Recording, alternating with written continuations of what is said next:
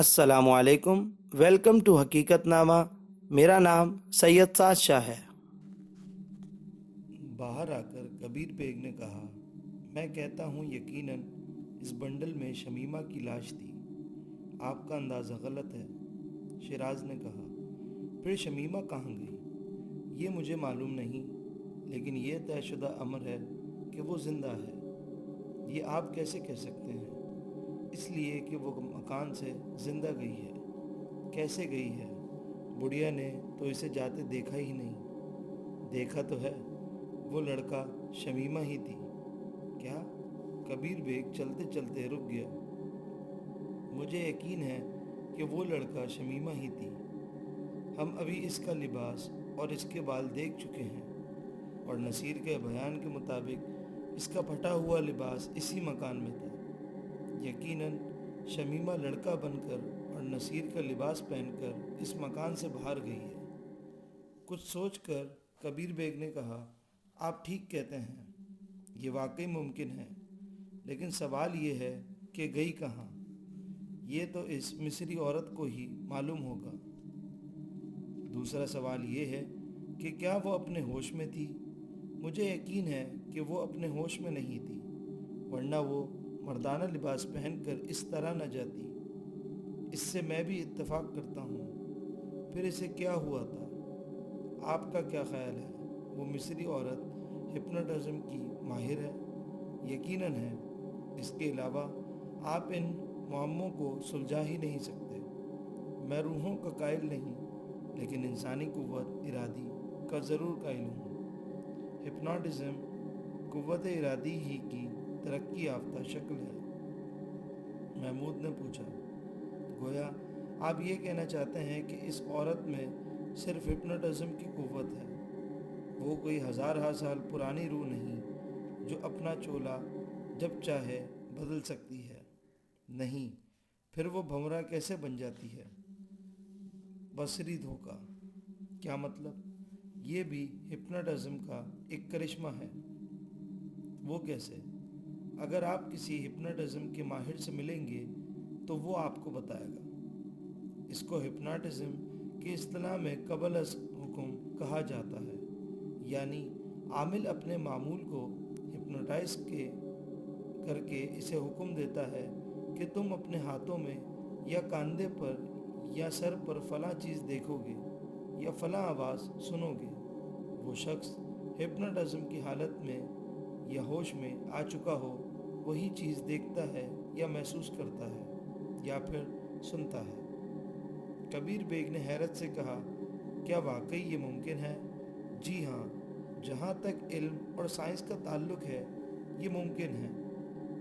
देखिए, मैं इसकी मिसाल इस तरह दे सकता हूँ कि आप कोई आवाज़ कैसे सुनते हैं। आवाज़ की लहरें हमारे कानों से टकराती हैं। फिर क्या होता है?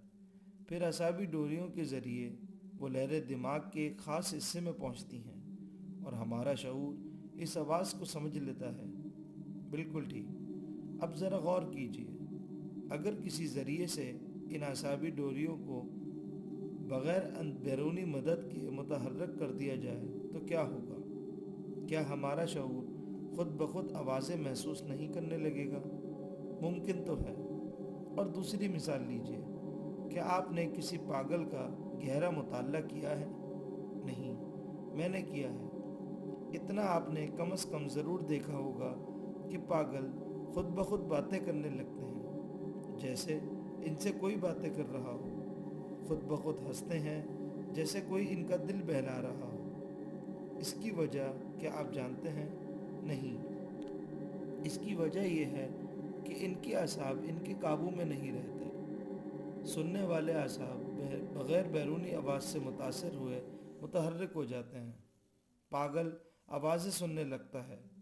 वो समझता है कोई इससे मुखातब है, हालांकि वहाँ कोई नहीं होता, और हम इसे पागल कहते हैं। देखने वाले असाब मुतहर्रिक हो जाते हैं और वो ख्वामुख्वाह चीज़ें देखने लगता है। इसलिए वो अक्सर हवा में कलाबाजियाँ खाता है, किसी को मारने दौड़ता है, गालियाँ देता है। हम इसे कहते हैं वो पागल है, हालांकि कसूर इसका नहीं बल्कि इस बेचारे के असाब का होता है। اور اعصاب کی اس کمزوری کو پاگل پن کہا جاتا ہے۔ بات تو سمجھ میں آتی ہے، محمود نے کہا۔ گویا ہم نے جو وہ بھنورے دیکھے وہ محض نظر کا دھوکہ ہے۔ قطعاً۔ اور مندر میں جو میں نے وہ بھنورا دیوی کے سر پر دیکھا تھا، اس بارے میں ابھی میں یقین سے کچھ نہیں کہہ سکتا۔ وہ بھی نظری دھوکہ ہو سکتا ہے، محمود نے کہا۔ لیکن استاد ایک بات سمجھ میں نہیں آئی۔ کیا ہپنوٹزم بجلی کی طرح کام کر سکتا ہے؟ میں نے تو پڑھا ہے کہ عامل کو کسی پر ہپنوٹزم کا عمل کرنے کے لیے اس کو سلانا پڑتا ہے۔ وہ جدید ہپنوٹزم کی شکل ہے، شیراز نے کہا۔ میں 2 روز سے دیوی آئسس اور قدیم جادوگروں کے بارے میں پڑھ رہا ہوں۔ لائبریری کے اسسٹنٹ ڈائریکٹر مسٹر ترپاٹھی سے بھی میں نے اس سلسلے میں بحث کی ہے، اور میں اس نتیجے پر پہنچا ہوں کہ اس زمانے کے جادوگر یا پجاری بھی ہپنوٹزم کی طرح ایک قوت کے مالک ہوتے تھے جسے وہ روحانی قوت کہتے تھے۔ پھر اسے میسمرزم کے نام سے یاد کیا جانے لگا۔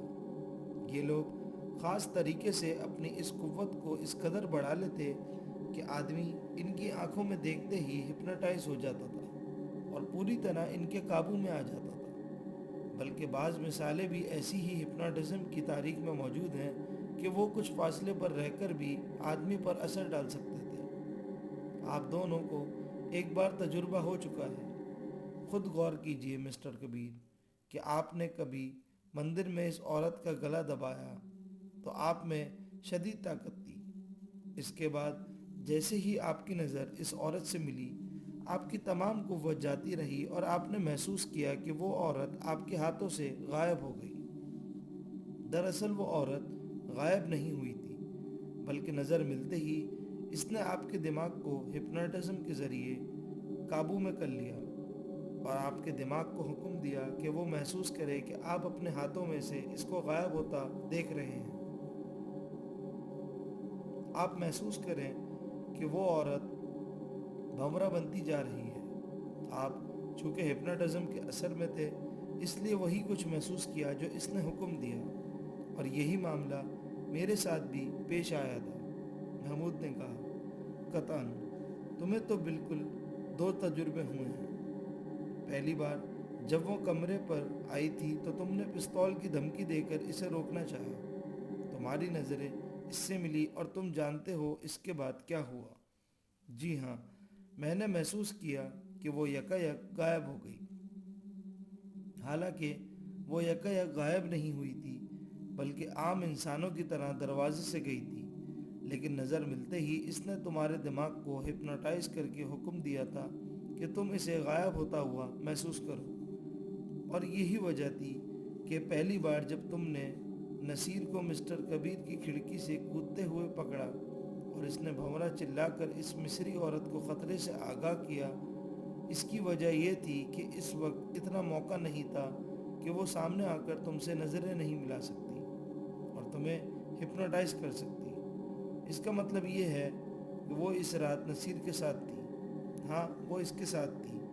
وہی اس کو ہپنوٹائز تعلق کے ذریعے مسٹر کبیر کے مکان تک لے آئی تھی۔ اس نے مسٹر کبیر کے کسی ملازم کو قابو کر کے ان کے بارے میں تمام حالات معلوم کیے ہوں گے، شمیمہ کے بارے میں اور اس کے خطوط کے بارے میں معلوم کیا ہوگا۔ ہپنوٹزم کے ذریعے اس نے کسی ملازم کے ذریعے وہ بھنوروں کی تصویریں آپ کی میز پر رکھوائی ہوں گی تاکہ آپ کو 18 سال پیشتر کے واقعات یاد آ سکیں۔ کبیر بیگ نے اعتراض کیا۔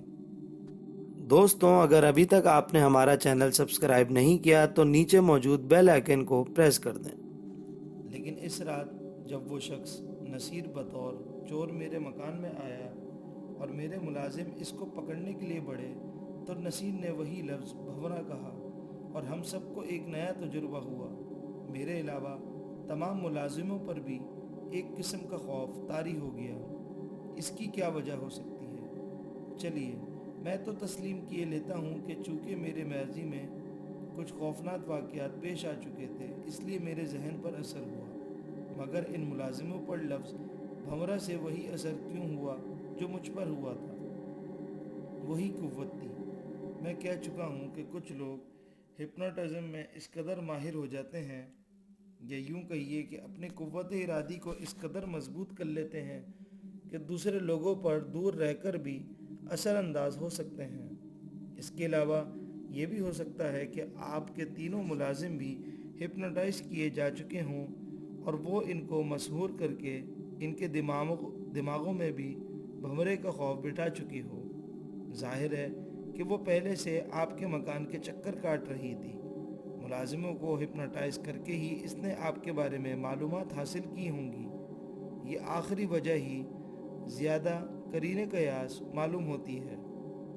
چونکہ محمود کو کبھی ہپنوٹائز کرنے کا اسے موقع نہیں مل سکا تھا، اس لیے اس پر آج بھی اس لفظ کا کوئی اثر نہیں ہوتا۔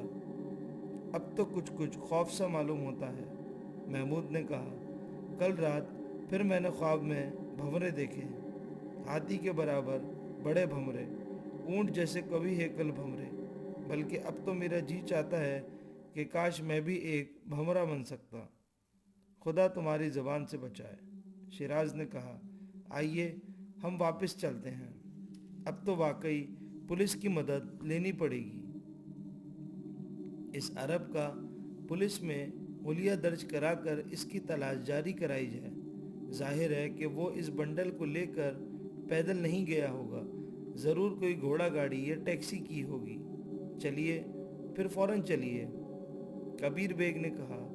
میرے دل و دماغ معاف ہیں، رہ کر مجھے شمیمہ کا خیال آ رہا ہے۔